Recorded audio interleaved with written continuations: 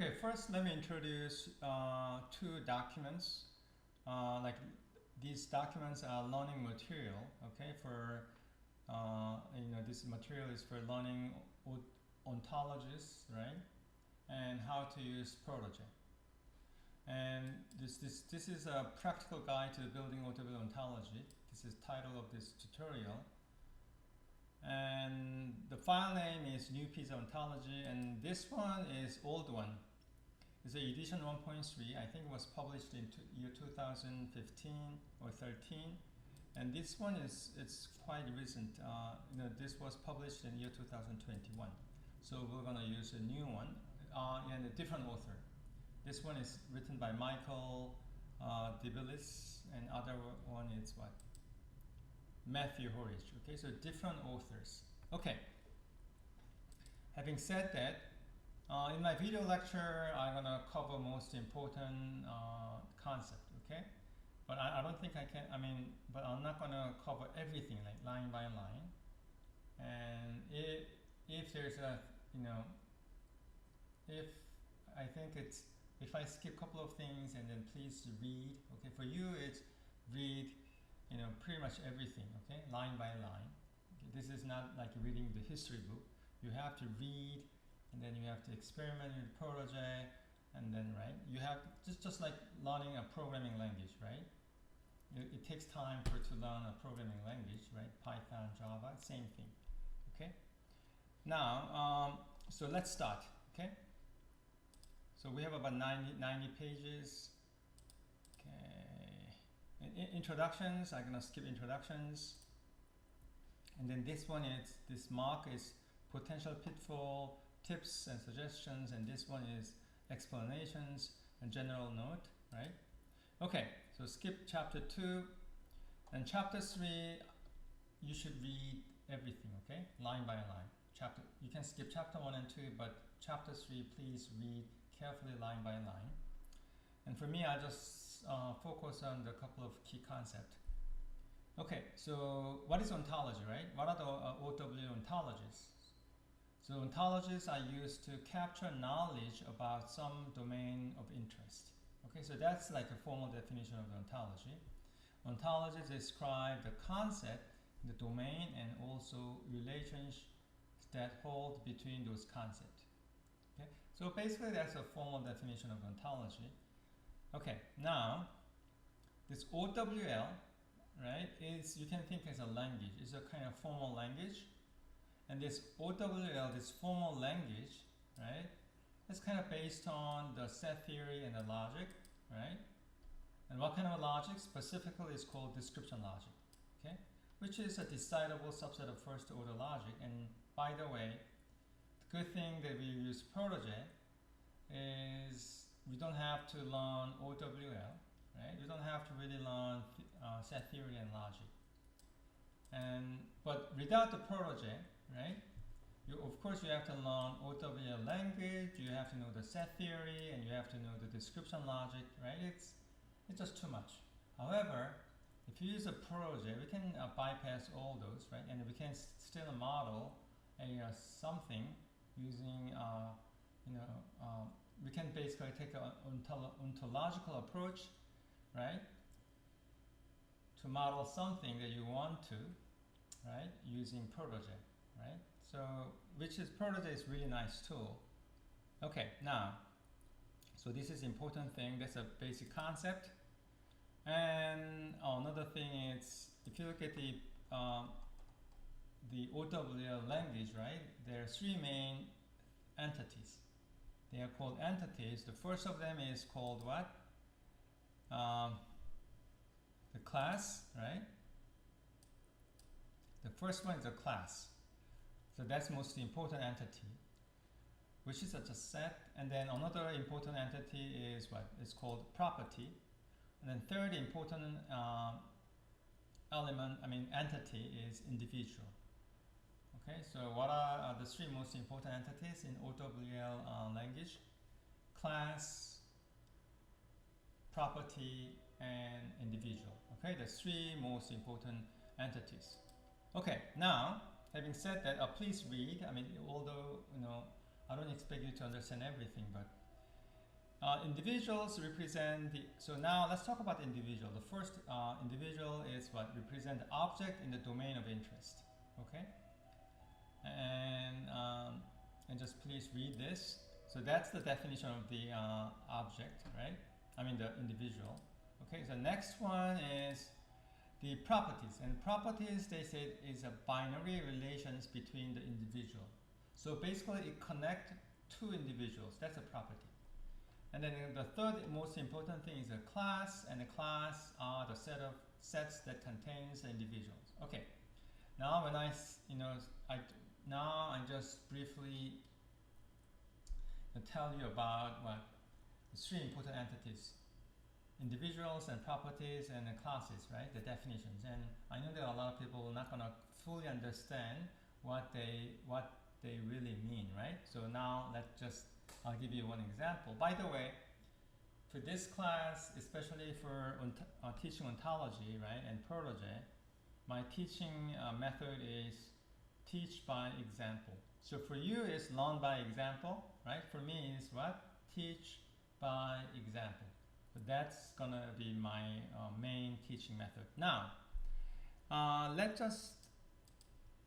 just give you an example, okay? So now, the class is, I said it's a set, right?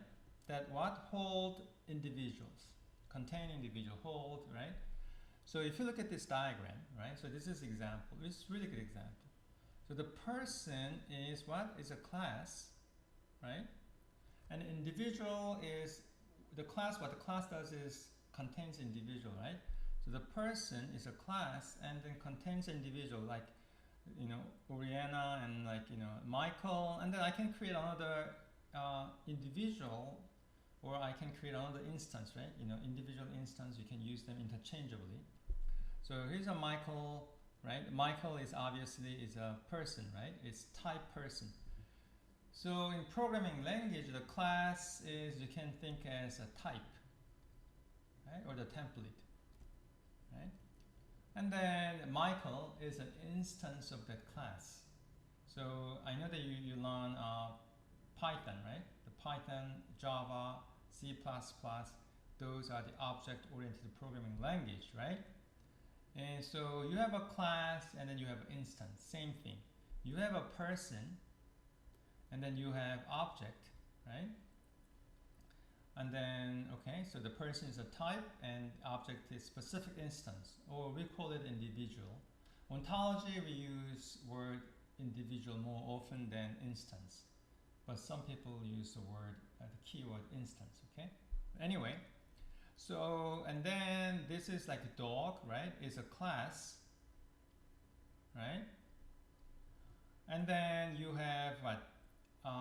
The body is instance. By the way, this diamond is an instance or the individual of a class. And then you have a robot, right? And then, for example, you have a country as a class. And then you have Italy, India, and USA, right? Okay, now, oops, I don't like yellow. Okay, now the property, right? The property is what? Binary relations between the individuals. So this is the individual, right? So this diamond is individual. The Michael is individual, and it's connect another individual, right? In other class. So USA, right? It connects, right? And then this lives in is what? Is a property. All right. So let me just so the Michael lives in USA. Okay, let's just create another instance. I'm gonna create, let's say, what? Kevin, right? You know that Kevin is in class person. And then let's just create another instance, right? Okay, the Kevin. So I'll use a diamond. And then this, let's, what? Yeah, the Canada. Right, is a Canada. So I can just connect the Kevin and Canada, right? Two individuals, and they say it's binary. Binary means two, right? Bicycle, binary, right? It's two relations, right? it's connected to two individuals. So the Kevin lives in where? Canada. Okay, so the live in is a property. So property in English, right? In English grammar, like property is like a verse. Okay. Now let's just create, yeah. I mean, you can create another individuals. Let's Alice, and then okay. So then you can connect Alice to Italy using what property, right? Live in. So important thing here is that the binary property, is a binary relation, right, between individuals. It's not classes. This is very important. It's individual, right? It's not class. Does not connect two classes. No. It connects individual instances. Okay. So that's the I covered the three important concept, right? Individual, property, and class. Okay. And then there's another thing is called subclass. The subclass specialize their superclass. For example, consider the class animal and dog. Dog might be the subclass of animal, right? So, okay. Okay, so let's talk about this subclass, right? How can I clear? Okay. So that's going to be last topic in this video lecture. Okay, the superclass and subclass, right? Superclass we can think as like a parent class, and the subclass we can think a child class, right? So for example, you know that it's in object-oriented programming language, they're using these notations, I believe. For example, let's say in this example like dog animal, right? So here is the animal, and then you have a dog, right? And something like this. So the animal is a superclass and the dog is the subclass, right? In set theory, I mean, if I use a Venn diagram, it's like this. So you have an animal, right? Oops, let's just use here. So you have animal, right? You know what? Let's just move to the next page. So you have okay, so you have animal, right? Oops. Okay, so you have animal. Oops, what happened?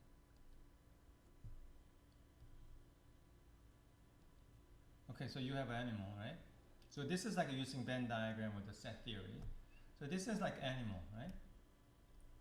And in animal, of course, you have a dog, right? And then you have a cat, right? And you have a bird, etc., right? So the animal is what? Superclass, because it contains everything, right? Superclass. And like, for example, like a dog is what? The subclass. Of course, cat is another subclass, right? Okay. So in OOP, I think in object-oriented programming language, I think that's how they usually, so you have animal, which is the parent class or the superclass, or you can known as like a parent class, right? And then you have a child class or the subclass, so like a dog, right? And this is animal. But anyway, so I mean, since we are not really learning Python or the Java, when this should be your view, okay, for this class. Now, okay, so let's say we have a dog here, right? Some instance of the individual, right? But the cats. So we know that, okay, for example, let's just use the previous example. Let's say Buddy, right? Buddy. Oops, Buddy, right? Okay, so this is a Buddy. Buddy is an instance, right? So this Buddy is an instance of a dog, right? So we can say, I mean, okay, so now we can say that, right? Hold on, I think it's okay. So usually, okay, in a logically, right, it makes sense that we can say dog, right, is an animal, right? So basically, dog is an animal. That's something that we can claim. The arrow should starting from what? Subclass to a superclass. So you know that bird is animal, right? And the cat is an animal, right? So the body is obviously is a dog, but body is what? Is also is an animal. However, the opposite direction does not hold, right? But animal, you cannot say animal is a dog, right? No, right? Because we have a bird and cats and etc., right? So this animal, we cannot say animal, logically we cannot say animal is a dog, right? However, we can say dog is an animal or the cat is an animal, etc., right? So the arrow, right? Arrow, as you can see, the arrow is what? From subclass to the, so this is like is relations, right? Subclass is superclass, meaning that dog is an animal, right? Cat is an animal, and what? Bird is also is animal, okay? But not this way. It's obvious, okay? So I'm done with my video lecture, this video lecture, and then I think in next, let's see, next one I'm gonna cover this topic, chapter 4. So I'm done with the chapter 3.